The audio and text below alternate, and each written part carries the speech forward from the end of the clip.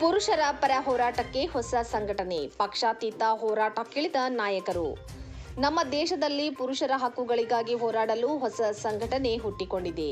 ಮಂಡ್ಯದಲ್ಲಿ ರಾಷ್ಟ್ರೀಯ ಮಾನವ ಹಕ್ಕುಗಳ ಪುರುಷ ಹಿತರಕ್ಷಣಾ ಸಮಿತಿ ಅಸ್ತಿತ್ವಕ್ಕೆ ಬಂದಿದೆ. ಹೊಸ ಸಂಘಟನೆಯ ಉದ್ದೇಶ ಏನು? ಪುರುಷರ ಹಕ್ಕುಗಳನ್ನು ಹೇಗೆ ರಕ್ಷಣೆ ಮಾಡಲಿದೆ ಅನ್ನೋ ಡೀಟೇಲ್ಸ್ ಇಲ್ಲಿದೆ ನೋಡಿ. ದೇಶದಲ್ಲಿ ಕೊನೆಗೂ ಪುರುಷರ ಹಿತರಕ್ಷಣಾ ಸಮಿತಿ ಅಸ್ತಿತ್ವಕ್ಕೆ ಬಂದಿದೆ.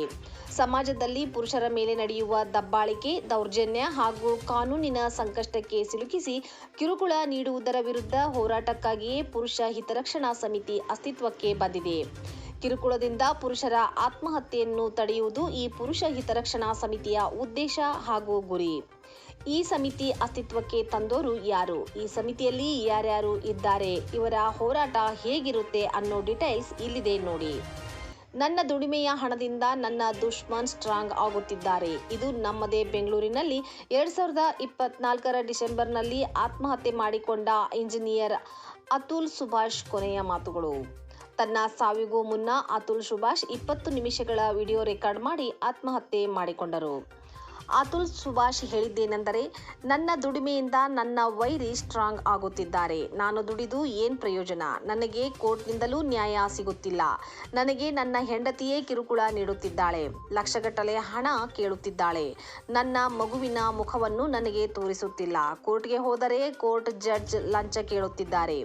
ನಾನೇನು ಮಾಡಲಿ ಎಂದು ನೊಂದು ಜಸ್ಟಿಸ್ ಈಸ್ ಡ್ಯೂ ಎಂದು ಸುಸೈಡ್ ನೋಟ್ ಬರೆದಿಟ್ಟು ವಿಡಿಯೋ ರೆಕಾರ್ಡ್ ಮಾಡಿ ಅತುಲ್ ಸುಭಾಷ್ ಬೆಂಗಳೂರಿನಲ್ಲಿ ಆತ್ಮಹತ್ಯೆ ಮಾಡಿಕೊಂಡರು. ಈ ಆತ್ಮಹತ್ಯೆ ದೇಶದಲ್ಲಿ ದೊಡ್ಡ ಆಕ್ರೋಶಕ್ಕೆ ಕಾರಣವಾಯಿತು. ಅತುಲ್ ಸುಭಾಷ್ ವಿರುದ್ಧ ಪತ್ನಿ ನಿಖಿತಾ ಸಿಂಘಾನಿಯಾ ಉತ್ತರ ಪ್ರದೇಶ, ಬಿಹಾರದಲ್ಲಿ ಸುಳ್ಳು ಕೇಸ್ ಹಾಕಿದ್ದರು. ಈ ಕೇಸ್ಗಳನ್ನು ವಾಪಸ್ ತಗೊಳ್ಳಬೇಕೆಂದರೆ ಹಣ ನೀಡಬೇಕೆಂದು ಬೇಡಿಕೆಯನ್ನು ಇಟ್ಟಿದ್ದಾರೆ. ಮಾನವ ಹಕ್ಕುಗಳ ಪುರುಷರ ಹಿತರಕ್ಷಣಾ ಸಮಿತಿ ನಿನ್ನೆಯಷ್ಟೇ ಅಸ್ತಿತ್ವಕ್ಕೆ ಬಂದಿದೆ.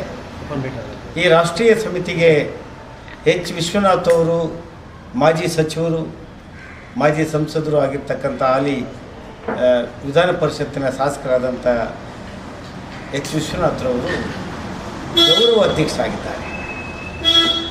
ನಾನು ಅಧ್ಯಕ್ಷನಾಗಿದ್ದೇನೆ. ಶ್ರೀಮತಿ ರಜನಿ ರಾಜರವರು ಹೋರಾಟಗಾರ್ತಿ ಕಾರ್ಯಾಧ್ಯಕ್ಷರಾಗಿದ್ದಾರೆ. ಅದರ ಜೊತೆಗೆ 30 ಜನ ಪದಾಧಿಕಾರಿಗಳು ನಿನ್ನೆ ಇಡೀ ಸಮಿತಿಗೆ ಸೇರ್ಪಡೆಗೊಂಡು ನೋಂದಣಿಯಾಗಿದೆ.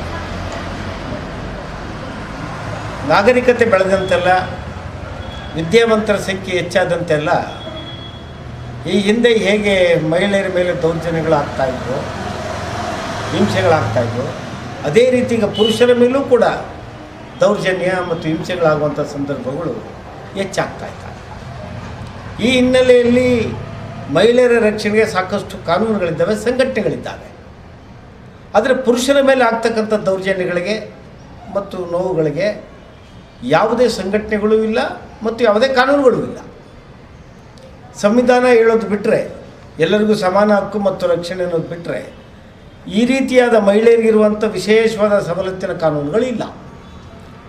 ಈ ಹಿನ್ನೆಲೆಯಲ್ಲಿ ನಾವು ಪುರುಷರ ಹಿತವನ್ನು, ಅವ್ರ ಮೇಲೆ ಆಗ್ತಕ್ಕಂಥ ದೌರ್ಜನ್ಯಕ್ಕೆ ರಕ್ಷಣೆ ನೀಡುವಂಥ ಕೆಲಸವನ್ನು ಮಾಡಲಿಕ್ಕೆ ಈ ಸಮಿತಿಯನ್ನು ಅಸ್ತಿತ್ವಕ್ಕೆ ತಂದುಕೊಂಡಿದ್ದೇನೆ. ಇದರ ವ್ಯಾಪ್ತಿ ರಾಷ್ಟ್ರದ್ದು.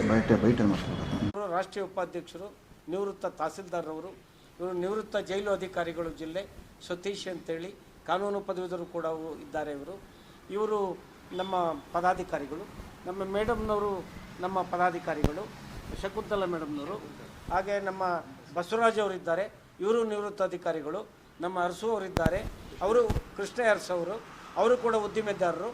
ಈಗ 33 ಜನರಿದ್ದಾರೆ.